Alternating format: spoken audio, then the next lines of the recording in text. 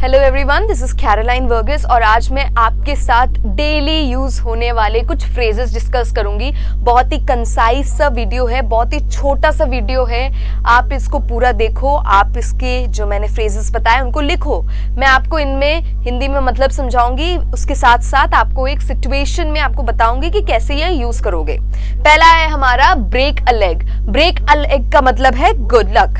सो good luck आप कैसे use कर सकते हो? आपके किसी फ्रेंड का कोई कंपटीशन है तो आप उनको बोल सकते हो Kirti break a leg, that's enough. मतलब आपको उसके आगे good luck, best of luck कुछ भी जोड़ने की जरूरत नहीं है। ब्रेक अ लेग अपने में ही बोलोगे तो समझ में आ जाता है कि हाँ आप गुड लक विश कर रहे हो। Next is hit the sack. Hit the sack का मतलब है सो जाओ। ऑलराइट, हिट द सैक का मतलब है सो जाना। जैसे कि आपने पूरा काम कर लिया, आपने सारा काम कर लिया, अब आप बहुत थक गए हो, अब आपको सोना है, तो आप उसको इंग्लिश में कैसे बोल सकते हो? I have done all the work, now I am hitting the sack. Alright, मैंने सारा काम कर लिया, अब मैं सोने जा रही हूँ। Next is on the ball. On the ball का मतलब है अच्छा काम करना। ऑलराइट, जैसे कि आपके टीम में, आपके ऑफिस में, आपकी टीम में जो लोग काम कर रहे हैं उन्होंने कुछ अच्छा काम किया, आप बोल सकते हो Rahul you on the ball. Alright, Rahul you on the ball का मतलब आप बिल्कुल सही काम कर रहे हो। Next is under the weather. Under the weather का मतलब है बीमार होना। ऑलराइट, आप बीमार हो, आप कैसे बोलोगे? आई एम नॉट, जैसे आपको कहीं जाना हो और आप बीमार अब नहीं जा पा रहे हो तो आप बोल सकते हो I am not coming today, I am feeling under the weather. Alright, I am not coming today, I am feeling under the weather. Next is break the ice. Break the ice का मतलब है कि किसी को comfortable बनाना। जैसे कि आप किसी से जब मिलते हो, पहली बार मिल रहे हो, तो होता है कि बात करने में थोड़ी सी हिचकिचाहट होती है दोनों तरफ से, तो उसको खत्म करना। जैसे कि आपके पड़ोस में कुछ नए लोग आए हैं, पड़ोसी जो हैं वो शिफ्ट हुए हैं कहीं और से, नए नए पड़ोसी आए हैं, अब आपको उनसे बातचीत करनी है एंड आप कैसे इंग्लिश में बोलोगे? So you can say, come let's break the ice with our neighbors. Come let's break the ice with our neighbors. Next is raining cats and dogs. Raining cats and dogs का मतलब है बहुत तेज बारिश होना। अब सुबह से बारिश हो रही है, इसको आपको एक्सप्लेन करना है इंग्लिश में, तो आप बोल सकते हो It's been raining cats and dogs since morning. It's been raining cats and dogs since morning. Next is costs and arm and leg, मतलब बहुत ही ज्यादा एक्सपेंसिव होना, बहुत ज्यादा महंगा होना। किसी ने घर लिया है और वो बहुत एक्सपेंसिव घर है, बहुत ही महंगा घर है, तो आप कैसे बोल सकते हो? That house cost him arms and legs. That house cost him arms and legs. Next is a perfect storm. A perfect storm, इसको स्टॉर्म नहीं बोलते, इसको स्टॉर्म नहीं बोलते, इसको स्टॉर्म बोलते हैं। Alright, STORM, storm. क्या है इसका मतलब वर्स्ट सिचुएशन जो हो सकती है, सबसे खराब स्थिति जो हो सकती है, उसको बोलते हैं अ परफेक्ट स्टॉर्म। तो अब आप बड़े प्रॉब्लम में हो, अब आपको समझ में नहीं आ रहा क्या करना, and you have to tell that आप बहुत बड़े प्रॉब्लम में हो, तो आप कैसे बताओगे? I am in a perfect storm, है ना? I am in a perfect storm. Next is not rocket science.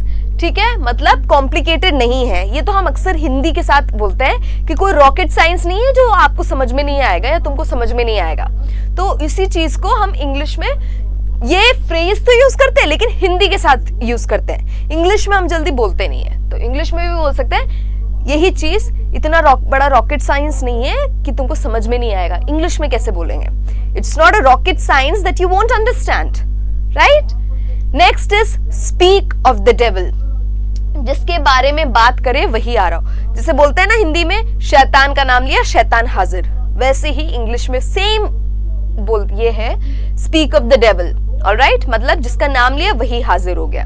Alright, सो कैसे आप इसको सिचुएशन में बोलोगे? जैसे कि आप कुछ बात कर रहे हो और वो आ गया पास में, मतलब रूम में एंटर किया, सो आप बोल सकते हो हाँ speak of the devil and he is here. Simple. Next is best of both world's. Alright, best of both world's का मतलब है कि एक आइडियल सिचुएशन होना या एक परफेक्ट सिचुएशन होना, अच्छी सिचुएशन होना। सो इसको आप कैसे बोल सकते हो? जैसे कि आप अपनी फ्रेंड को बता रहे हो कि यार ये तो सब कुछ तो अच्छा ही है, ये तो बहुत ही अच्छा है, मतलब ये तो परफेक्ट है, तो कैसे बोल सकते हो? You are getting the best of both worlds. क्या बोलोगे? You are getting the best of both worlds. Next is make matters worse, मतलब चीजों को और खराब करना। ऑलराइट, अब कोई लड़ाई हो गई, अब कोई आ गया क्लास में, ठीक है, या रूम में आ गया और उसने लड़ाई को और खराब कर दी और उसमें उसने नमक मिर्च ऐड ऑन कर दिया, तो आप कैसे बोल सकते हो? He came in just to make the matters worse. He came in to the room to just make the matters worse. Next है miss the boat. Miss the boat का मतलब है बहुत लेट। ऑलराइट, बहुत लेट। या बोल सकते हो जैसे कि I missed the boat on the deadline. I missed the boat on the deadline. Next is cutting corners. Cutting corners, cutting corners का टाइम मतलब है take time to think. Cutting corners का मतलब है taking time to think. Now इसको आप कैसे use कर सकते हो? इसको आप यूज करोगे जैसे कि कोई प्रोजेक्ट बनाना है और आप समय ले रहे हो सोचने के लिए कैसे बनाना है वो प्रोजेक्ट, तो आप बोल सकते हो I am cutting the corners on the projects. ठीक है, I am cutting the corners of the project, not projects, project. I am cutting the corner of the projects, मतलब कि मुझे प्रोजेक्ट क्या है, कैसे होगा, कैसे करना है, क्या सब करना है, वो सब अभी मैं अच्छे से सोच रहा हूँ।